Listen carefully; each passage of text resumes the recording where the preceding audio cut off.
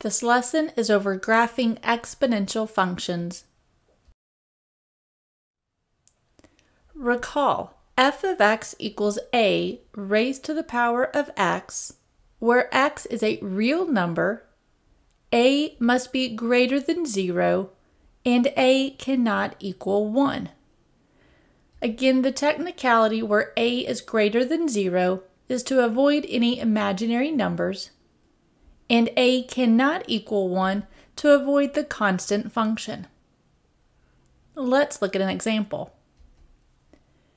Example 1 says to graph f of x equals 3 raised to the power of x. So let's make a t-chart. Let's choose a few values. Maybe 3, 2, 1, 0. Let's keep going. -1, -2, and -3.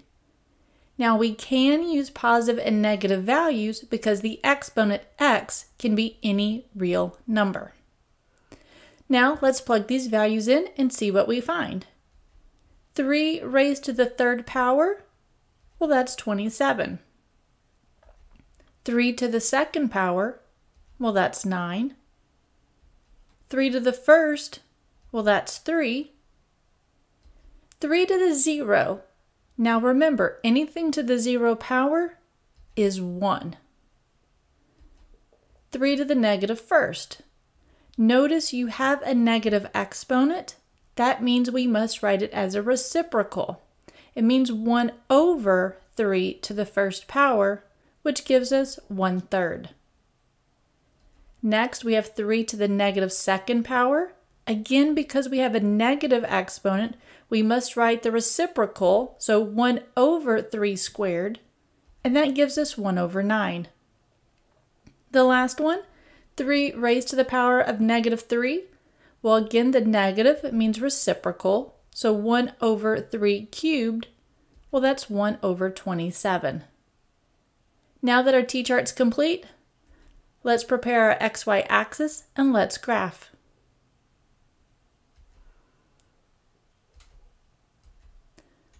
Hopefully your graph and points look something similar to mine.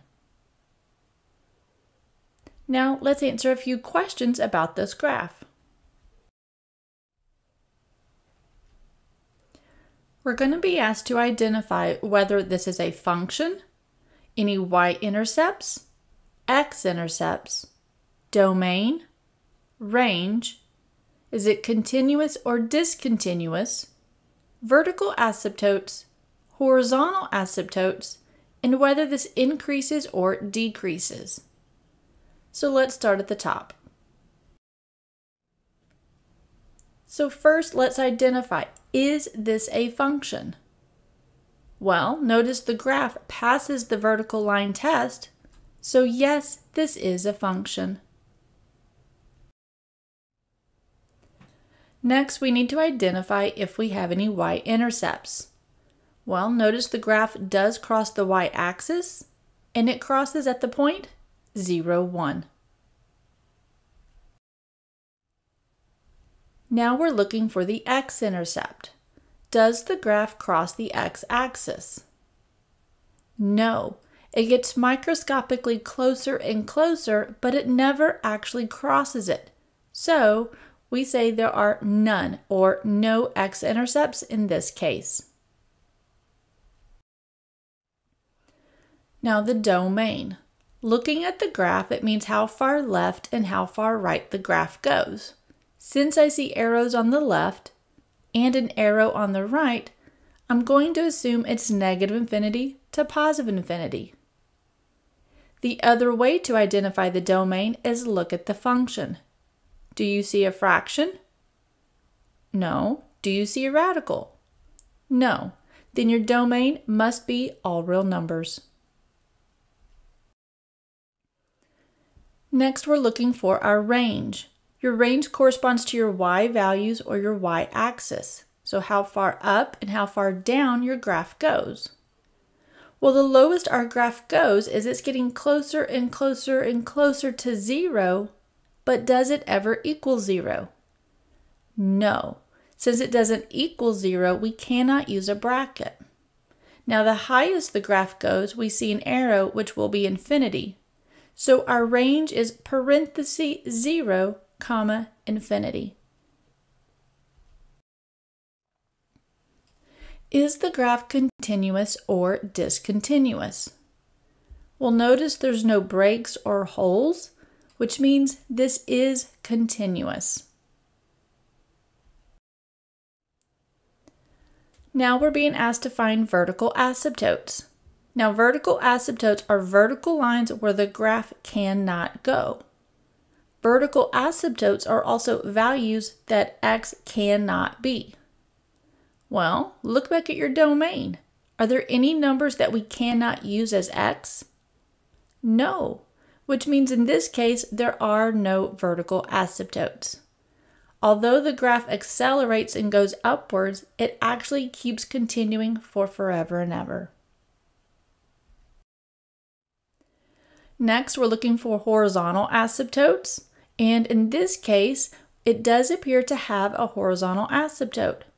Notice the graph can never get to 0, so the horizontal asymptote occurs at y equals 0. The last piece is, does this function as you're reading it from left to right, does it increase or decrease? Well, if you're reading from left to right, it does appear to increase. Example 2.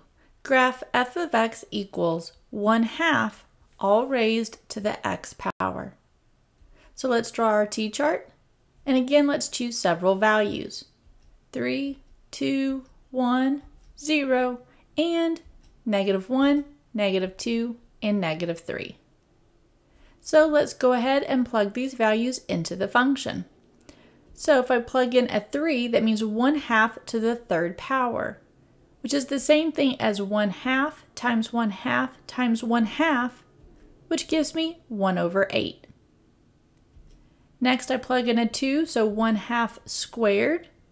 Well, that gives us 1/4.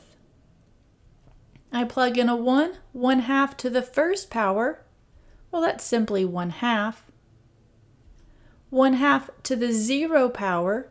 Well, recall, anything to the 0 power, that's 1. Next, I plug in a -1, so 1/2 to the negative first power. Now notice, a negative exponent means reciprocal, so I flip the fraction. Instead of 1/2, it now becomes 2/1 raised to the positive first power. Well, 2/1 is 2, and 2 to the first? Well, that's 2. Next, we plug in a -2, so 1/2 to the negative second power. Negative exponent means we flip it or reciprocal, so 2/1 raised to the second power is the same thing as 2 squared, which we know is 4. 1/2 to the negative third power. Again, negative exponent means to flip. So we have 2/1 to the positive third power, which gives us 8. Now take a moment now to draw your XY axis and plot these points.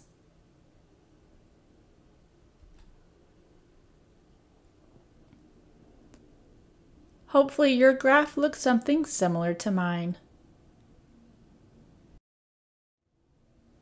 Now let's answer a few questions about this function. Again, we're being asked, is it a function? To identify any y-intercepts, x-intercepts, domain, range, continuous or discontinuous, vertical asymptotes, horizontal asymptotes, and whether this increases or decreases. So first we want to identify, is the graph a function? Well, notice it does pass the vertical line test, so yes, this is a function.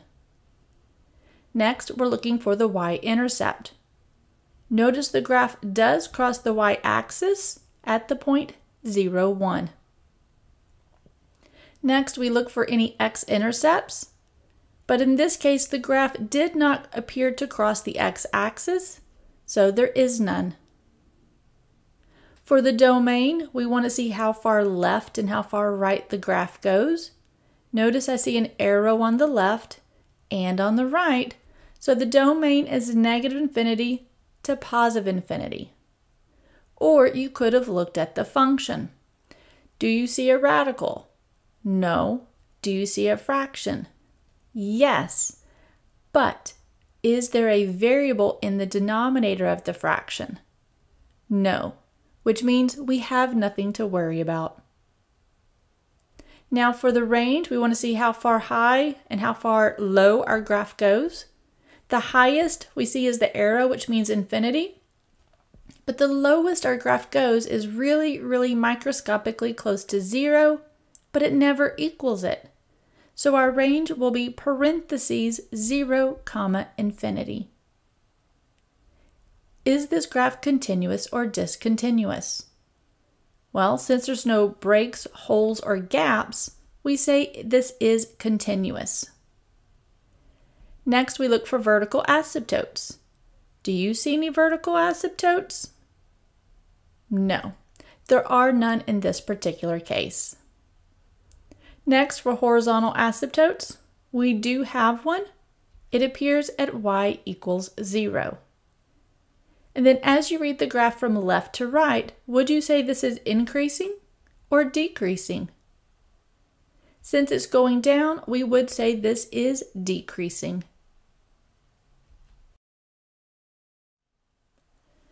Now, looking back at example 1 and example 2, along with their characteristics, those questions, do you notice anything the same? Notice all have the same characteristics except for the increase or decrease. They were all functions, they had the same y-intercepts, x-intercepts, domain, range, asymptotes, everything was the same except for the increase or decrease. What do you think causes the graph to increase or decrease? Well, I'll give you a clue. It has to do with the base. It increases if the base, a, is greater than 1. It will decrease if the base is between 0 and 1. If it's a fractional value that exists between 0 and 1, the graph will go down or decrease from left to right. Let's look at transformations on exponential functions. We're going to be looking at the parent function of f of x equals 2 to the x. To see if transformations apply the same as previously, let's see what this function really looks like. So if we graph this, we see the following graph. Now let's compare this to several different versions of the function. Now we're going to compare the parent function, 2 to the x, to the new function f of x equals 2 raised to the power of x minus 3. Now previously we talked about transformations. We said if it's inside the function, then it's horizontally related. If it's outside the function, it's vertically related. So look at the new function. Notice we have x minus 3 inside the exponent. Since it's inside the function, this will be horizontally related. Now which direction? To the right or left? Well, we think it's going to be shifted to the right 3 units. If we were to graph this, the new graph would look like this. And notice it is shifted to the right 3 units. Let's look at another one. This time we're comparing the original parent function of 2 to the x. Now it's compared to 2 to the x minus 4. Notice minus 4 is outside the function, which means we think it's going to be vertically related. So is this going to move up or down 4 units? Well, we think it's going to be shifted down. So let's see. And it turns out in this case, it is a vertical shift down. Let's look at another one.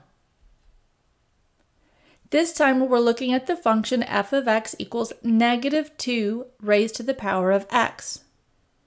In this case, we see a negative sign in front of the function. Now notice that is not inside the function, it's outside, which means there's a vertical change. If there's a vertical change, then this will be a reflection across the x-axis. This is as if you're looking into a pond or a lake. So we graph it, and we see it is that reflection. Let's look at another one. Say we have f of x equals 2 raised to the power of 2x. Now notice the 2 is inside the function, which means it must be horizontally related. But this time it's not adding or subtracting, it is multiplying. And if it's multiplying, that means this is either a horizontal stretch or shrink. In this case, we think it's going to be a horizontal shrink. But let's see. Notice it is, if you were shrinking it or pushing it from along the x-axis, it is shrinking it and compacting it. So the transformation rules still apply. Let's look at one more. This time we're looking at f of x equals 2 raised to the power of negative x. Notice the difference in this case is there is a negative, but notice it's inside the function. If it's inside the function, that means it's horizontally related. Well, in this case, it's going to change the values horizontally. And if you change your horizontal values, it will be a reflection, but across the y-axis. And so we check graphically, and all the transformations we knew previously still apply to exponential functions. In order to get a full view of the graph, we need to choose our x values very carefully. Generally, we will make a t-chart, and in the middle, we will start with a value of 0. From here, we choose values before and values after. That helps to give us an accurate representation. Now, that's generally speaking, but if your graph has a horizontal shift, then we need to adjust our t-chart. In the middle, instead of 0, you will need to use your horizontal shift value, meaning if it moves to the left 3 units, then it's going to be a negative 3. If it moves to the right 2 units, you use a positive 2. Whatever that value is starts in the middle of the t-chart. Then you choose 2 values before and 2 values after. Let's look at an example. Example 3, graph the function f of x equals 2 raised to the power of x plus 3. Now, we've already talked about transformation, so take a moment to look at the function. What do you think is going to happen? Well, I think there's going to be a horizontal shift, and I think it's going to move to the left 3 units. So we do make a t-chart, but we start in the middle at our function. What value do we start with? Well, it's going to be our horizontal shift. Since it moved left 3 units, it'll be a negative 3. Then we choose 2 values before and 2 values after. Once your t-chart is prepped and ready to go, now we're ready to complete the t-chart by finding the corresponding function values. Let's plug these values in. First, we have 2 raised to the negative first plus 3. Well, we simplify the exponents. That gives us 2 squared, and 2 squared, well, that's 4. Next, we plug in a negative 2, so now we have negative 2 plus 3 as the exponent.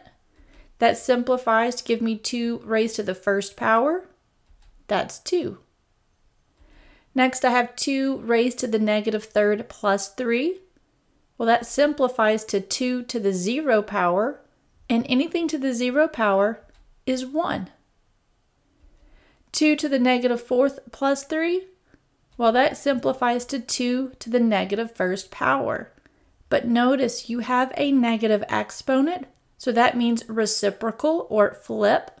So it now becomes 1 over 2 to the positive first power, which will remain as 1/2. Next, 2 raised to the negative fifth plus 3 power. That simplifies to give you 2 to the negative 2 power. Since, again, you have a negative exponent, we have the reciprocal as 1 over 2 squared, which gives us 1/4. Now we have a good collection of points, but the other thing we do want to include is we want to include the y-intercept. The y-intercept is always where x equals what? 0.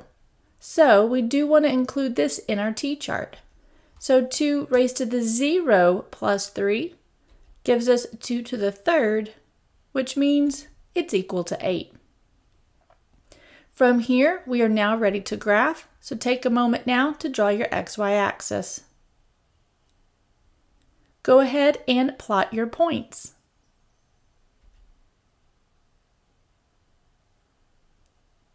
Hopefully your graph looks something similar to mine. Now, although we have the graph, there are a couple of characteristics that we need to label. We need to label any asymptotes. And in this case, we do have a horizontal asymptote at y equals 0. And we want to label any intercepts. In this case, we do have a y-intercept at the point 0, 8. Let's look at another example. Example 4, graph g of x equals negative 3 raised to the x power plus 1. Now again, we want to identify any transformations. The first one is we see a negative in front of the 3, which makes me think there's going to be a reflection, but across which axis? Well, reflect across the x-axis. The other transformation I see is the plus 1. Notice that's happening outside the function, which makes me think it's going to be a vertical shift and possibly up 1 unit. So now that we've identified the transformations, we can prepare our t-chart. In the middle, we must choose our values carefully. Did we have a horizontal shift? No, which means we will start with 0 in the middle of our t-chart, and then we choose some values before and some values after. Now we're ready to plug these values into the function. First, we plug in a 2, so we have negative 3 raised to the second power plus 1. Now remember, we must follow GEMS or order of operations. The negative comes after any exponent, so we have to deal with 3 squared first, then we take care of the negative. So 3 squared is 9, but because we have the negative waiting its turn, it becomes negative 9 plus 1. And we know negative 9 plus 1, well, that's negative 8. From here, go ahead and complete the rest of the t-chart.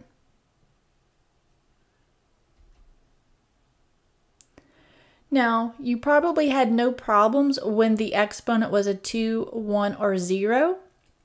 But when the exponent became a negative 1 or a negative 2, it did generate a fraction. So when the exponent was a negative 1, it became a negative 1 over 3. And since we had a fraction, I chose to rewrite the plus 1 as a fraction with a common denominator, which is why I wrote it as 3 over 3. Next, when I had an exponent of negative 2, I then rewrote it as negative 1 over 3 squared, which turns it into 1 over 9. But because I had to add 1, I rewrote 1 with a common denominator, which is where 9 over 9 came from. So your t-chart should say 2, negative 8, 1, negative 2, 0, 0, negative 1, 2/3, negative 2, 8/9. Now that our t-chart's complete, let's graph. So take a moment now to prepare your XY axis. Go ahead and plot your points.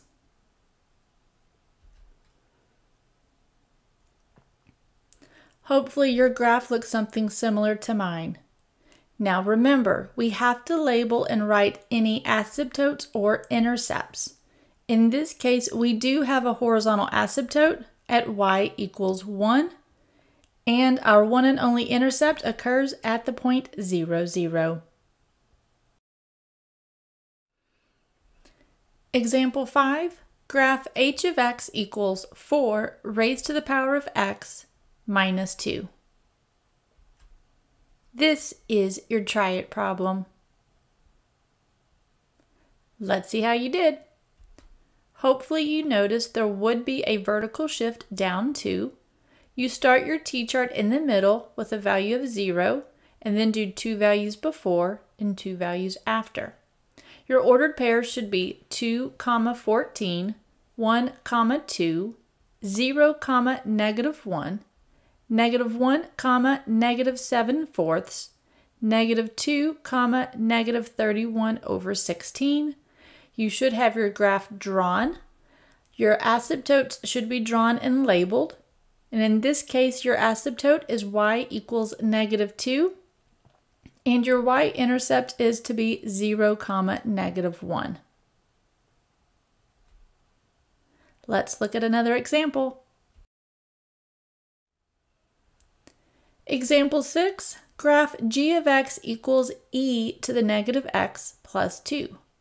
Now this one is different. Notice we have an e raised to a power. Don't forget, e is a number. It's that 2.718 value, so you will need your calculator. Just like the previous problems, we need to identify any transformations.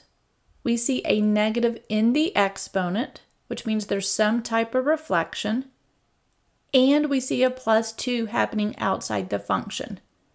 So I think there's going to be a vertical shift up 2 units and a reflection across the y-axis. But let's get our t-chart ready. Did we have a horizontal shift? No, which means the value in the middle of our t-chart will still be a 0, and then choose 2 values before and 2 values after. Now we plug these values into the function. E to the negative 2 plus 2, you will need to type this in your calculator. In the result, just leave it to 1 decimal place. Hopefully you find 2.1. Next, we plug in a positive 1, so it becomes e to the negative first power plus 2.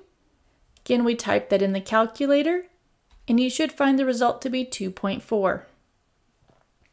You substitute in a 0, and you have e to the negative 0 plus 2. Well, anything to the 0 power is 1, and 1 plus 2, well, that's 3. Next, we plug in a negative 1, so e raised to the negative 1, or the opposite of negative 1.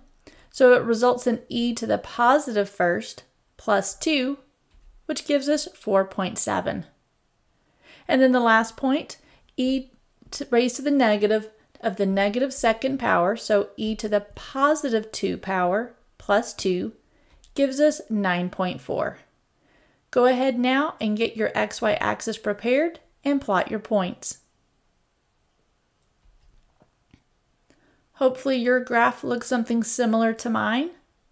And again, we need to label any asymptotes. You will have a horizontal asymptote at y equals 2, and we label our y-intercept at 0, 3.